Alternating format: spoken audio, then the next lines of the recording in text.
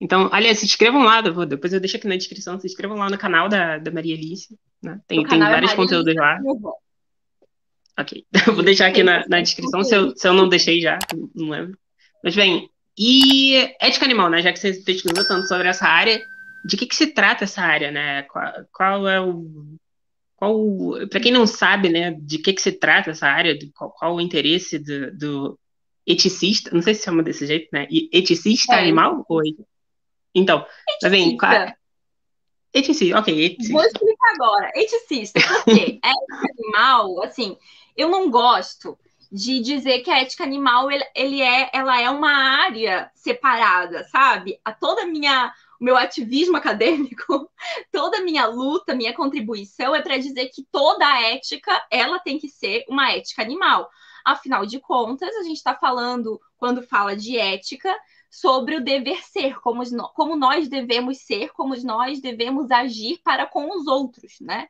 E quem são esses outros? Esses outros sempre são animais. Mesmo quando a gente diz que esses são animais humanos, ainda são animais, né? A gente não está falando de um relacionamento com alguém que não é senciente, com alguém que não é vulnerável, com alguém que não precise de proteção. Então, falar de um comportamento, que é um comportamento nosso, mas para com o outro, preocupação com o coletivo, sempre inclui uma perspectiva animal. Talvez você queira, né, restringir apenas aos humanos, apenas a um grupo. Mas aí começa o problema da fundamentação ética, né? Quando a gente começa a restringir quem são aqueles que nós consideramos moralmente, quem são aqueles que nós vamos considerar, né? Aqueles que nós vamos proteger. Quem são aqueles dignos de proteção, né? De benefício. Então, para mim, a ética, ela já é a ética animal, porque a gente fala de relacionamento. E a gente se relaciona no mundo, não só com humanos, a gente se relaciona também com animais não humanos, com outros animais. Inclusive, a gente se relaciona com a natureza também. Então, quando a gente fala de ética, para mim é muito importante entender que eu tenho uma frase, quando eu começo sempre o semestre com os alunos, eu coloco ética, e aí dois pontos. Relacionamento com o mundo. O que é um mundo? Humanos, não humanos, natureza e instituições, né? Então, aqui é a minha face da filosofia política, né? A gente precisa pensar como que a gente vai se organizar e como a gente vai conviver e se relacionar com o mundo. O mundo compõe todas essas figuras. Então, para mim, é muito estranho que algum eticista, não pense na temática ética animal, né? Assim, pode até fazer essa limitação, mas é uma limitação um pouco sem argumento, sabe? Com prejuízos, com muitos prejuízos de definição para mim, já que a ética é o estudo do nosso relacionamento, é de como nós devemos nos comportar. É a normatização, né? E aí, para mim, é muito limitado a gente fechar os olhos e ficar só com a relação humana. Então, a ética animal, o que diferencia quando a gente fala assim, né? Então, ética, mas ok, a Maria Alice estuda ética animal, ela não é só uma filósofa eticista, ela também é uma filósofa de ética animal. Significa que eu e os filósofos que batem nessa tecla, que chamam né, essa temática, querem dizer que todos os animais sencientes devem ser considerados moralmente. Então, quando nós estamos dizendo quem nós devemos proteger, quem nós devemos incluir no nosso rol de consideração, são todos os animais sencientes. E aí a pergunta que deve ser feita é o que é ciência, né? Já posso responder isso? Porque as pessoas às Pode, vezes não claro, claro. sabem. Posso? Que as pessoas às vezes não sabem muito bem o que significa animal, assim, né? E geralmente nessa discussão, o que surge é: ah, mas então a gente vai proteger bactérias? Ah, mas então a gente vai falar de necessariamente se a gente abre a porteira para outras espécies, a gente abre a porteira também para outras categorias não humanas, como inteligência artificial? Não, não necessariamente. Quando a gente fala animais sencientes, nós estamos falando de uma característica que na minha tese eu desenvolvo como uma característica de vulnerabilidade, ou seja, nós somos codependentes, né? Nós precisamos de um relacionamento que é social, né? E que depende um do outro, que é do grupo. que é sempre político, que depende dessa organização, e, portanto, nós também precisamos fazer usufruto, então, das combinações que nós fazemos, né? Então, se a ética é estudar como nós vamos agir, como nós vamos nos organizar para viver bem, né? Para pensar a relação com o outro que também precisa de cuidado precisa ser incluído nessa conta, né?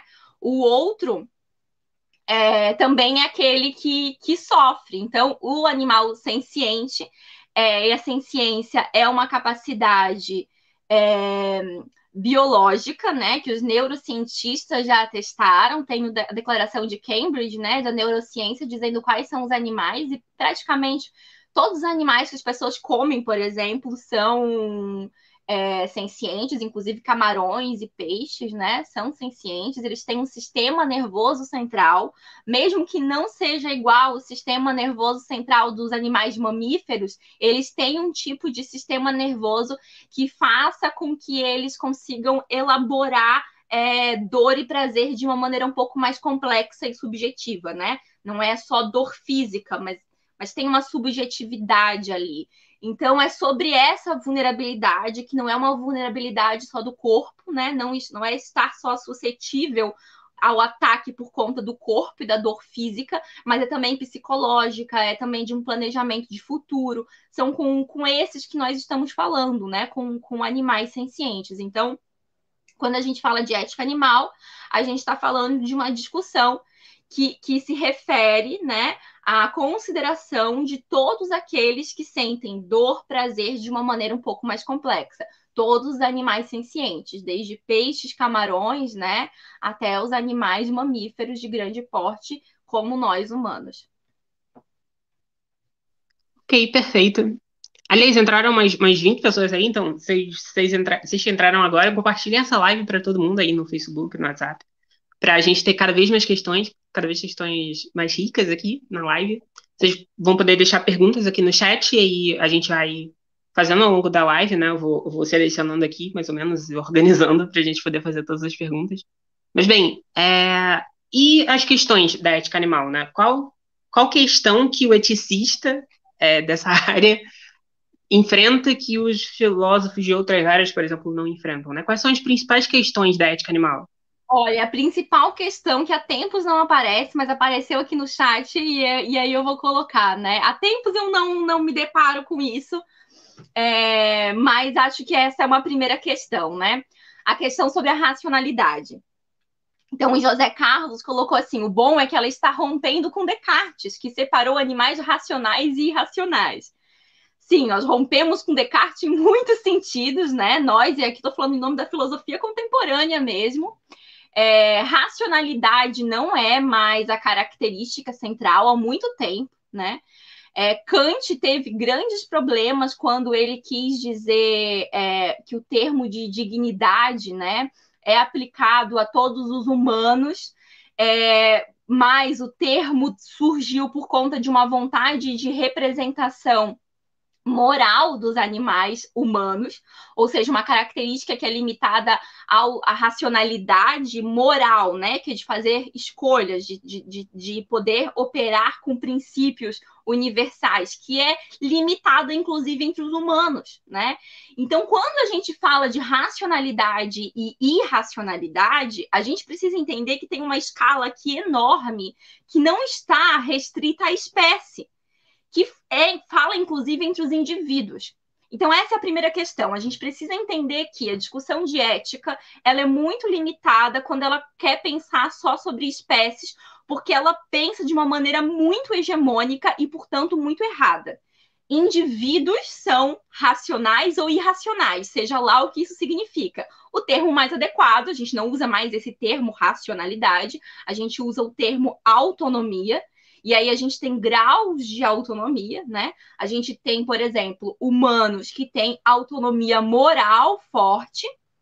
Isso significa que são humanos que podem fazer escolhas que se comprometam não só consigo mesmo, mas que se comprometa com toda a comunidade. e aí, portanto, fazerem escolhas universais, né, que vão ser perduradas ao longo do tempo. Isso é uma autonomia que alguns humanos só podem fazer. Então, é quando alguém também tem deveres, tem responsabilidades, né? Esse é um tipo de autonomia.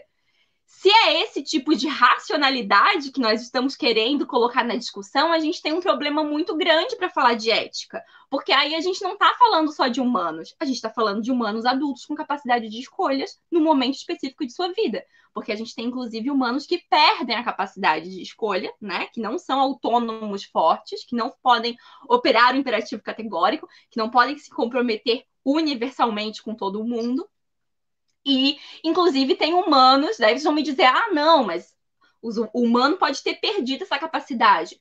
Mas ele talvez, né, já teve um dia, ou ele tem impotência a ideia de uma autonomia moral. E não, né, gente? Tem muitos humanos que nascem sem a capacidade de uma autonomia moral universal, de se comprometer, né? E a gente não pode aqui cometer o erro de dizer que é isso que define a humanidade, né? Fazer essa escolha moral, fazer essa escolha de autonomia, sendo que ela não define a todos da espécie. Então, a gente precisa definir primeiro a humanidade de uma outra maneira. E isso a gente já entendeu há bastante tempo, tá? A gente já entendeu há bastante tempo na ética. Então, quando a gente fala sobre o problema da racionalidade, a gente está colocando um buraco muito grande, inclusive entre os humanos, e isso é muito limitado, é muito problemático. Então, esse é um problema. O problema, então, que surge a partir da racionalidade, na verdade, é sobre indivíduos e espécies, né? E, geralmente, as pessoas acabam achando que quando a gente está fazendo um discurso ético, a gente está pensando de uma maneira geral entre as espécies, e não entre os indivíduos. E a gente está falando de indivíduos que fazem parte da espécie, que fazem parte de uma sociedade. Então, a gente precisa ter um olhar mais apurado, um olhar mais cuidadoso para isso. Olá, se você gostou desse vídeo, você pode ajudar financeiramente em padrim.com.br/elomarinho, doando a partir de R$1 por mês. Se quiser fazer uma doação única, também pode usar a chave Pix, que tá aqui na descrição. Todo o valor é reinvestido no canal. Se não puder, tudo bem. Já ajuda muito dar uma curtida nesse vídeo, compartilhar e se inscrever no canal Filosofia Acadêmica.